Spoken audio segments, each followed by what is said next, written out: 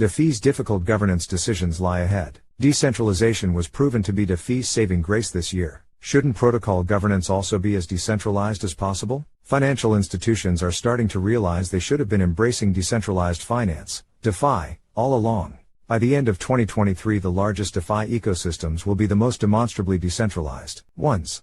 Although decentralization is the bedrock on which all blockchain technologies are built, it is hardly a guarantee across crypto. The recent boom-bust market cycle was marked by the rise of two competing approaches among crypto finance ventures: censorship-resistance versus speed. Kevin Mehrabi is the CEO of Wealthchain. This article is part of Crypto 2023. In recent years, the few financial institutions brave enough to enter crypto have generally preferred centralized entities to invest in. These are firms that offered the veneer of transparency and were run by people with reputations to lose. In 2023, after the disastrous reckoning across the crypto industry, we will finally see their massive shift of institutional interest towards genuinely trustless protocols. The decentralization first crowd begins their platforms on a smart contract level, deploying permissionless applications onto a blockchain. Although protocols like Compound, Aave and Uniswap have development entities, they are protocols first and foremost. They eschew custodial wallets and off-chain collateral, ensuring that the flow of funds is observable on a public block record. See also, adoption of DeFi, ZK, tech, NFTs and more will continue to increase in 2023. Decentralization advocates view centralized ventures as everything wrong with traditional finance. Of course, layering centralization across blockchains would lead to the same problems that inspired Satoshi Nakamoto to build Bitcoin. DeFi in its truest sense is the completion of this decentralization first purist approach. Centralization first. Industrialists have historically paid lip service to crypto's main tenets of openness, verifiability and irreversibility, all while saying central intermediaries would have to come into play at some point. They dismissed the decentralization first approach as unsustainable idealism from tone-deaf techie folk. And, truth enough, FTX, Celsius Network, Nexo, BlockFi and Voyager Digital did scale rapidly.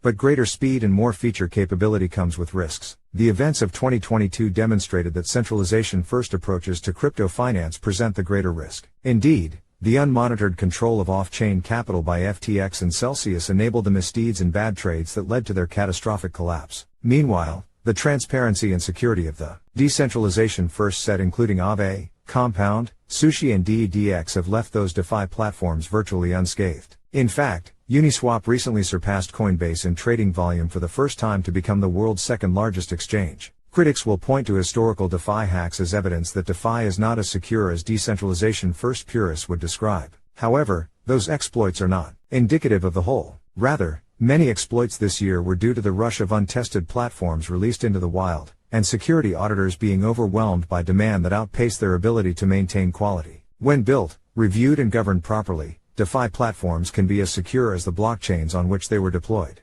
Governance maximalism. Likewise, the degree of decentralization among the underlying blockchains themselves will become a subject of increasing importance to DeFi in 2023. Poorly decentralized blockchain governance can and has led to contentious hard forks in which the blockchain community, network and most importantly every digital asset issued on that chain suffer a split. Without decentralized governance, dissent can only lead to division. The outcomes of these events are unpredictable. Each respective faction claims to be the authentic continuance of the previously united chain. One faction could rally the network and become dominant, but that dominance can change over time. The uncertainty itself is the problem. Asset split risk is an underdiscussed problem for DeFi, with potentially calamitous repercussions. Ethereum saw a contentious chain split after its recent hard fork, the merge, for which JP Morgan expressed concerns a rival proof-of-work run Ethereum could cause market confusion and split the network. That didn't happen this time. But that's because nearly everyone building on Ethereum supported an upgrade to proof of stake. Not every decision will be as black and white going forward. See also, where is the Ethereum